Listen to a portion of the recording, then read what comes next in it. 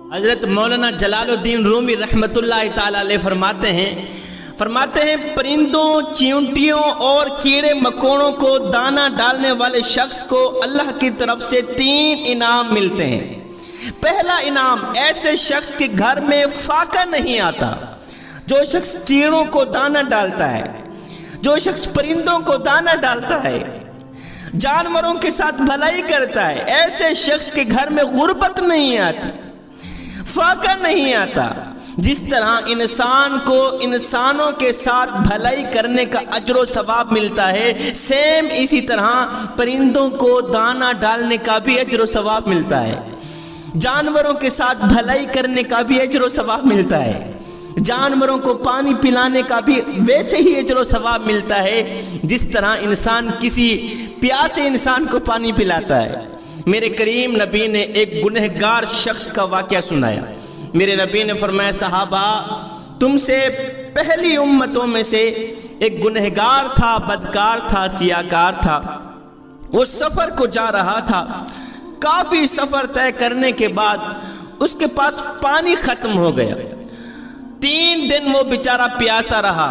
3 دن کا بندہ پیاسا ہو، بتاؤ اس کو پانی کی کتنی ضرورت ہوتی ہوگی۔ اسے شدید پیاس لگی ہوئی تھی۔ کافی بھاگ دوڑ کرنے کے بعد، کافی تلاشی کے بعد اسے ایک کنواں ملا۔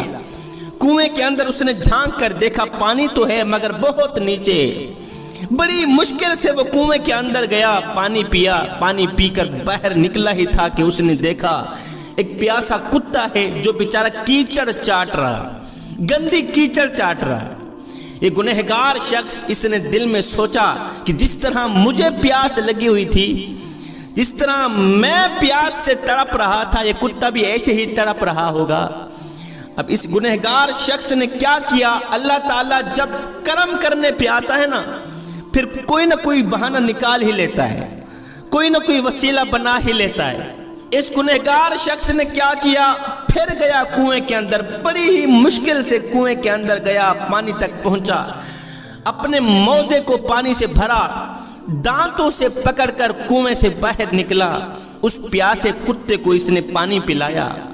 یہ گنہگار شخص مر گیا، فوت ہو گیا۔ مرنے کے بعد خواب میں کسی دیکھنے والے نے دیکھا کہ یہ گنہگار شخص، یہ پیاسا شخص جنت میں ٹہل رہا۔ دیکھنے والے نے حیرانی کے عالم میں گمسم ہو کر پوچھا، میاں تو گنہگار تھا، بدکار تھا، تیرا ٹھکانہ تو جہنم میں ہونا چاہیے تھا، تو جنت میں کیسے ٹہل رہا ہے؟ اس نے کہا، چپ کر، اب میں جہنمی نہیں ہوں، الحمدللہ اللہ تعالیٰ نے مجھے بخش دیا ہے، میں تو جنتی ہوں۔ اس شخص نے کہا، آخر کون سا ایسا تو نے نیک عمل کیا تھا؟ کہا، زندگی میں اور تو کوئی عمل نہیں کیے تھے، بس مرنے سے پہلے ایک عمل ایسا کیا تھا، وہی عمل میرے اللہ کو پسند آیا ہے، میرے اللہ نے مجھے بخش دیا ہے۔ وہ کون سا نیک عمل تھا؟ کہ میں نے پیاسے کتے کو پانی پلایا تھا۔ سبحان اللہ۔ آپ اندازہ تو لگائیں، اگر ایک گنہگار انسان، بدکار انسان، سیاکار انسان، خطاکار انسان، ڈوبا ہوا ذلیل انسان اگر ایک پیاسے کتے کو پانی پلائے تو میرا اللہ اس پیاسے کتے کا حیا کر کے گنہگار کو بخش دیتا ہے۔ اس بات کا تو کوئی جوڑ ہی نہیں مخلوق خدا کے ساتھ۔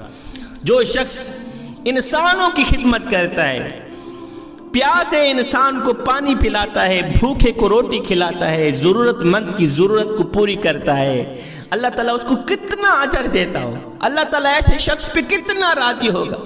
میں تو بات بات پہ کہتا ہوں، صاحب، عبادت اس مقام تک نہیں پہنچاتی جہاں کسی کی خدمت پہنچاتی، جہاں غریب کو دی روٹی پہنچاتی ہے، ضرورت مند کی ضرورت پورے کرنے والی عادت پہنچاتی، عبادت اس مقام تک نہیں پہنچاتی جہاں غریب کی خدمت پہنچاتی۔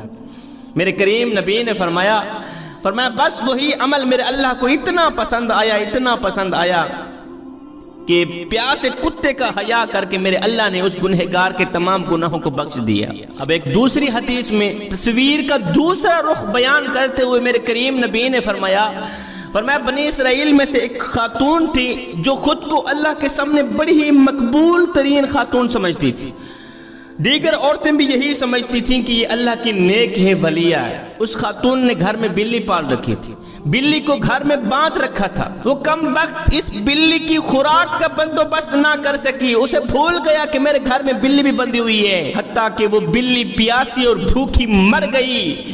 یہ عمل میرے اللہ کو اتنا ناپسند تھا کہ مرنے کے بعد میرے اللہ نے اس خاتون کے تمام نیکیوں کو اس کے منہ پر مار دیا۔ اس بلی کے مرنے کے جرم کی وجہ سے اسے جہنم میں ڈال دیا۔ شیخ سعدی رحمت اللہ تعالی علیہ ایک واقعہ بیان کرتے ہیں، کہتے ہیں کہ ایک گنہگار شخص تھا، وہ فوت ہو گیا۔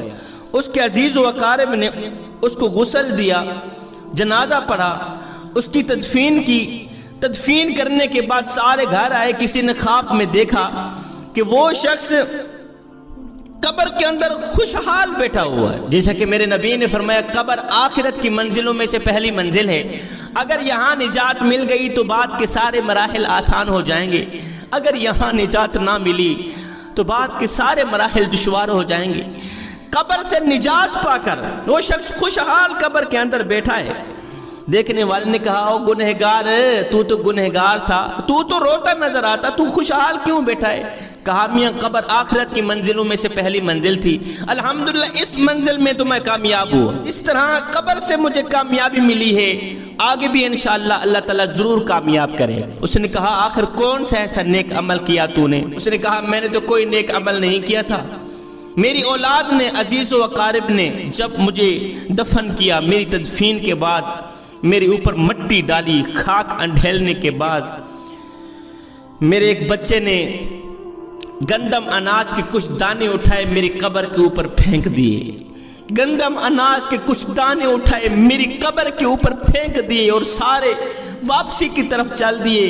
پرندے آئے، ایک ایک دانہ اٹھا کر چلے گئے۔ ان میں سے ایک پرندہ ایسا تھا جو سخت بھوکا تھا، اس پرندے نے ایک دانہ اٹھایا، منہ میں لیا، یہ کہتے ہوئے اڑ کر چلا گیا، مالک جس مقصد کے لیے لوگوں نے یہاں دانے پھینکے ہیں ان کا وہ مقصد پورا فرما۔